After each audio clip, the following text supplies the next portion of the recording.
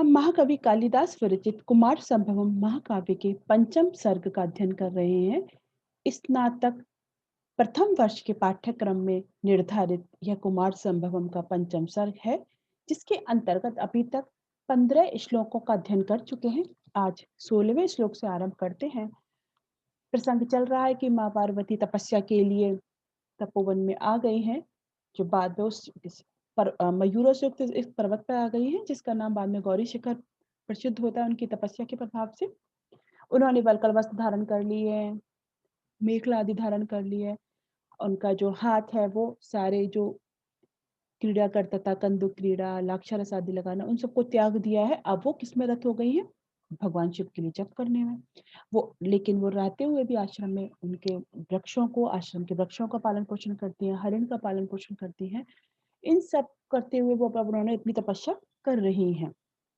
यह तब हम पढ़ चुके थे। अब आगे देखते हैं 16वें।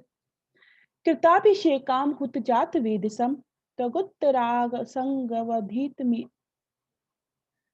तवगुरुतरात संगवधीत मधीतिनिम दिद्रक्ष दिद्रक्षवस्ताम ऋषियोभ्युपागम न धर्म वृद्धेषु वय समीक्षते। क्या हुआ है यहाँ पे? देखिए क्या कह रहे हैं। कृताभिषेकाम हुत जात वेदसम तगुत्तरा संगवतीम अधीतिनीम ताम दिद्रक्षवः। कौन आया वहां पे? ऋषयः अभ्युपागमत धर्म वृद्धेषु वय न समीक्षते। अब जैसी जैसी पार्वती तपस्या कर रही है, उनका तपस्या का प्रभाव फैल रहा है। उनको देखने के लिए ऋषि मुनि तपोवन में आ रहे हैं। और पार्वती कैसी है? जो अभिषेक आदि कर, जो क्या कर रही है? तपस्या कर रही है, अग्निहोत्र आदि का वो कर रही हैं, यज्ञ आदि कर रही हैं, अध्ययन भी कर रही हैं, वल्कल वस्त्र आदि को धारण किए हुए। ऐसी जो पार्वती है, उनको देखने के लिए वहां पे अब तपस्वी लोग आने लगे हैं, तो इसका वर्णन कर रहे हैं। तो वो क्या कह रहे हैं?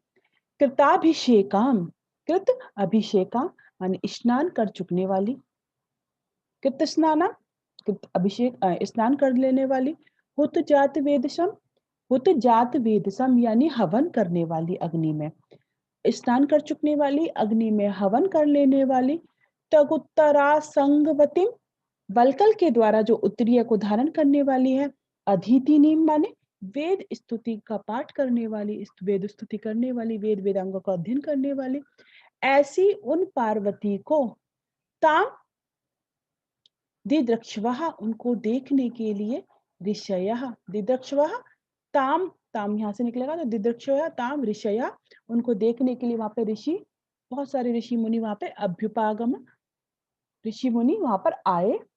क्यों आए? क्योंकि धर्म वृद्धेषु, जो धर्म में बड़े हुए हैं, जो धर्म वृद्ध हैं, उसमें अवस्था को वयः न समीक्षते। तो ऐसे ऋषि मुनि उनका दर्शन करने के लिए आए, क्योंकि जो धर्म वृद्ध है उसमें अवस्था को नहीं देखा जाता है। स्नान कर चुकने वाली, अग्नि में हवन करने वाली, वल्कल वस्त्र को धारण करने वाली, वेद पाठ आदि करने वाली, ऐसी उन पार्वती को देखने के लिए, जो तपस्या कर रही है, ऐसी पार्वती को देखने के लिए वहां पे ऋषि मुनि आए, उनका दर्शन करने के लिए आए। क्योंकि धर्म वृद्ध जो होते हैं उसमें अवस्था को नहीं देखा जाता। ठीक है, धर्म में जो भी बड़ा हुआ है, जो तपोवृद्ध है, उसमें अवस्था को नहीं देखा जाता, चाहे वो छोटा हो चाहे बड़ा हो। जब ध्रुव थे, मात्र छोटी सी अवस्था वाले एक छोटे से बालक 5 वर्ष के, उनको दर्शन करने के लिए सारे ऋषि मुनि पहुंचते हैं, सब लोग आते हैं। तो जो धर्म में बड़े हुए, जो तपस्या में बड़े हुए, उनका दर्शन करने के लिए, उनका सेवा करने के में कोई अवस्था का नियम नहीं है, उसमें अवस्था को नहीं देखा जाता है। ठीक है, तो ऐसी पार्वती हैं जो तपस्या, उनका प्रभाव फैल रहा है, तो लोग उनके दर्शन करने आ रहे हैं, ऋषि मुनि उनका दर्शन करने आ रहे हैं। यह बात यहाँ पे हमें बताई गई है। ठीक है, नीचे जो एक सूक्ति सी है, धर्म वृद्धेषु न वयः समीक्षते, अर्थतंत्र न्यास अलंकार है, वंशस्थ छंद है संपूर्ण स्वर्ग में। अगला श्लोक देखते हैं।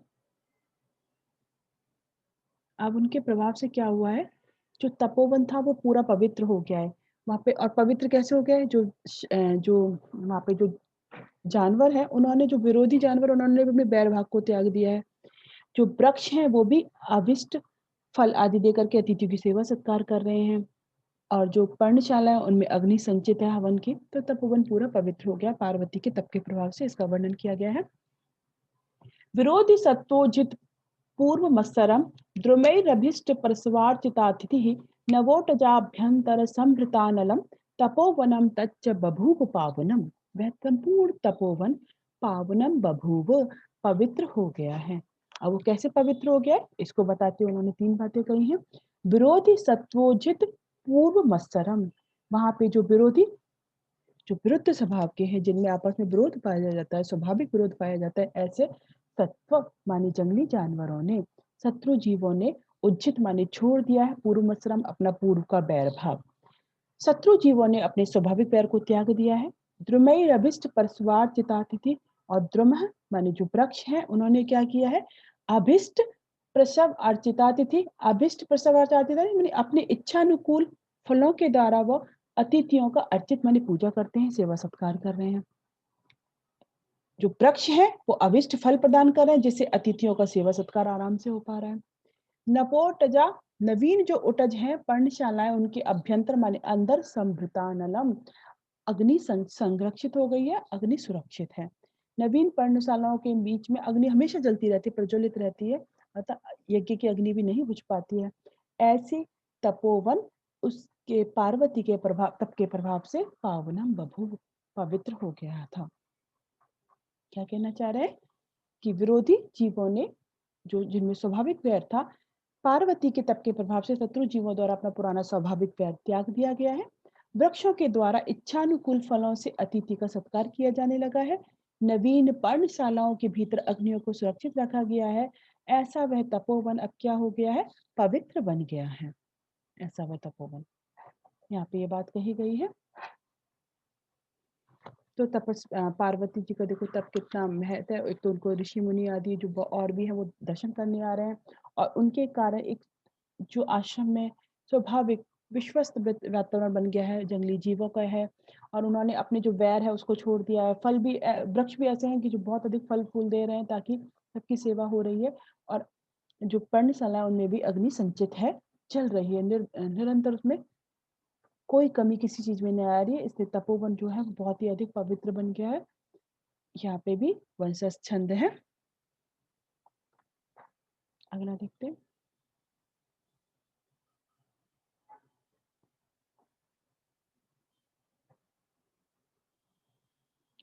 यदा फलं पूर्व तपा समाधिना न तावता लभ्यंकांक्षितं तदा अनपेक्ष्य सुशरीरमार्दवं तपो महत्सा परिचरितुं प्रचक्रमे। अब पार्वती जी कह रही हैं कि यहाँ पे आ रहा है कि उन्होंने देखा कि ये जो तप कर रही जिस प्रकार का, उससे तो उनको अपने मनोवांछित फल की प्राप्ति नहीं हो पाएगी। उन्हें लग रहा है इससे तो जो भगवान शिव की प्राप्ति के लिए कर रही है, तो इसलिए उन्होंने अपने जो शरीर की कोमलता है उसकी उपेक्षा करके तप करना, और महान तप और कठोर तप करना आरंभ कर दिया है। अब वो कहती है कि इससे काम नहीं चलेगा, जिस हिसाब से वो भी कर रही थी, थोड़ा बहुत जप कर रही है, आश्रम आदि को संचित कर रही है और सभी के प्रति, तो ये जो जीवन वो भी कर रही थी, उन्हें लगा कि इससे उनके अभिष्ट फल की प्राप्ति नहीं हो पाएगी, तो उन्होंने कठोर तप करना आरंभ कर दिया। इसका वर्णन करते हुए महाकवि कालिदास कह रहे हैं, यदा फलम पूर्व तपा समाधिना न तावता लभ्यंस तम कांक्षितम।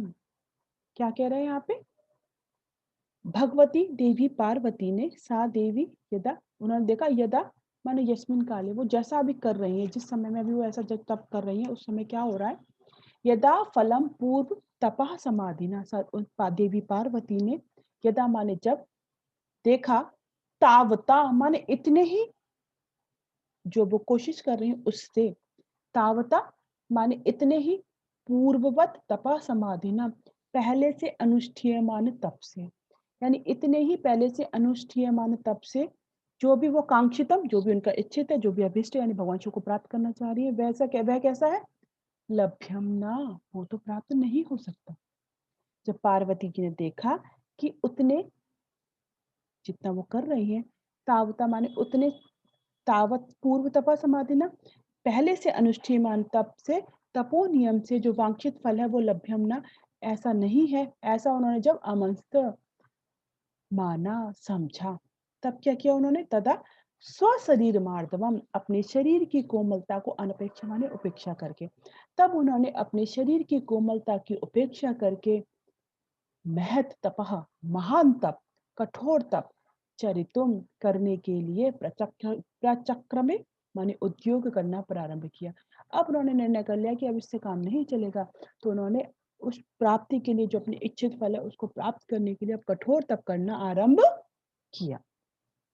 तो जब पार्वती ने देखा कि इतना, जब तावता माने इतना, जो जैसा वो कर रही है उस पूर्व तपा समाधि ना, पूर्व में जो अनुष्ठीयमान तप है उससे उनका जो कांक्षित है, जो उनका आकांक्षित है, जो उनका अभीष्ट है वो लभ्यम ना, वो प्राप्त नहीं होगा, ऐसा जब उन्होंने अमंस माने समझा, तब उन्होंने अपने शरीर की कोमलता को त्याग करके, छोड़ करके, उसकी उपेक्षा करके महान तप करना आरंभ किया। अगला देखो, क्लमं यौ कन्दुकलीलयापि तया तया मुनीनां चरितं गाह्यत ध्रुवं बपु कांचन पद्म निर्वितं मृदु प्रकृत्या च ससारमेव च। कहना चाह रही पार्वती माँ जो इतनी कोमल है, जो पहले गेंद से कीड़ा करती थी ना, गेंद से खेलती थी, उससे भी जो थक जाती थी, अब उन्होंने मुनियों के समान जीवन यापन शुरू कर दिया है। तो कभी यहाँ पे एक उत्प्रेक्षा कर रहा है कि मानो उनका जो शरीर है वो स्वर्ण कमल से निर्मित है, सोने के कमल से निर्मित है, जो कोमल भी है और कठोर भी है। कमल है तो कोमल है, और स्वर्ण से निर्मित है इसलिए वो कठोर है। तो ऐसा मान रहे हैं उनके शरीर को। तो क्या कह रहे हैं, क्लमम यौ कंदुक लील या पिया, या देवी यानी जो सरस, दो माँ सरस जो पार्वती है, या देवी जो देवी माँ पार्वती है, कंदुक लीलया, कंदुक क्रीड़ा से भी, जो गेंद की क्रीड़ा करती थी, गेंद से जो खेलती थी, उससे भी वो क्लमम ययौ ग्लानिम प्राप यानी जो थक जाती थी, जो श्रांत हो जाती थी, थकावट को महसूस करती थी, ऐसी जो माँ पार्वती है, उन्होंने क्या कर दिया, अब तया उनके द्वारा मुनिनाम चरितम व्यगाह्यत, उनके द्वारा अब मुनियों का जो चरित्र है उसमें प्रवेश कर लिया गया। अब उन्होंने मुनियों के समान आचरण करना आरंभ कर दिया है। तो निश्चित ही उनका जो ध्रुवम मन, निश्चय ही बपु माने उनका जो शरीर है, कांचन पद्म निर्मितम, कांचन माने स्वर्ण, पद्म माने कमल से निर्मित है। उनका जो शरीर है मानो वो स्वर्ण कमल से निर्मित है, जो कैसा है, मृदु प्रकृत्या, जो प्रकृति से, स्वभाव से तो कोमल है, ससार में विचा, और कैसा है वह, स्वर्ण के समान कठोर भी है, जो कोमल भी है और स्वर्ण के समान कठोर भी है। क्योंकि कठोर है इससे वो तपस्या कर रहा है, और कोमल है इससे वो क्या होता था, वो गेंद की क्रीड़ा करते हुए भी जो थक जाती थी।